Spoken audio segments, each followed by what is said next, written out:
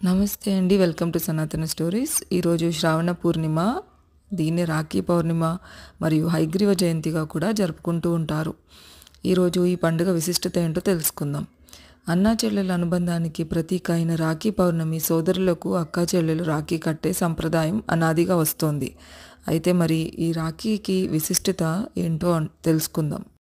యదో బద్ధో బలి రాజా దానవేంద్రో మహాబల తేనత్వం అనుబంధామి రక్షమాంచ మాంచలం అంటూ రక్ష కోరిన తన సోదరిని బలిచక్రవర్తి రక్షిస్తూ ఎలాంటి ఆటంకాలు ఎదురైనా తడబడక ధైర్యంతో ఎదురు నిలిచాడు. అటువంటి మహావీరునితో తన సోదరుడిని పోలుస్తూ సోదరి తనకి రక్షణివ్వమని కోరుతుంది.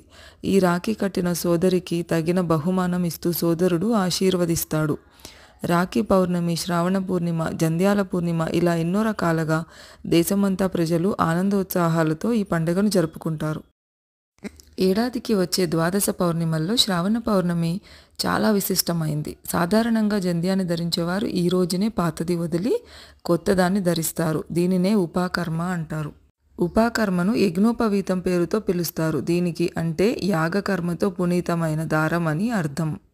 యజ్ఞోపవీతం ధరించేవారు ద్విజులు. ద్విజులు అంటే 2 జన్మలు కలవారు అని అర్థం. తల్లి గర్భం నుంచి జన్మించడం మొదటిది కాగా ఉపనయనం అనంతరం గురువు నుంచి జ్ఞానాన్ని పొందడం రెండోది.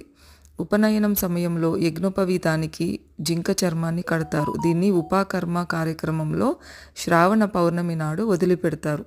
ఉపనయనం అయిన వారు జంధ్యాల పౌర్ణమి రోజు గాయత్రి పూజ చేసి కొత్త యజ్ఞోపవీతాన్ని ధరించి పాతది విసర్జిస్తారు.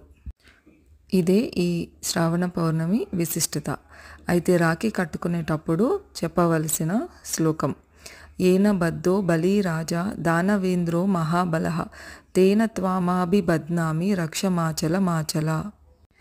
ఎలాగైతే ఆ విష్ణుమూర్తి బలిచక్రవర్తిని బంధించాడో నువ్వు అలాగే ఇతన్ని అన్ని కాలాలలోనూ విడవకుండా ఉండు అని దీని అర్థం. ఆ తర్వాత హారతి ఇచ్చి నుదుట తిలకాన్ని దిద్ది దానికి సంతోషపడిపోయే సోదరులు తమ ప్రేమకు గుర్తుగా వారికి చక్కటి బహుమతులను అందిస్తారు. అందరికీ రాఖీ పండుగ శుభాకాంక్షలు.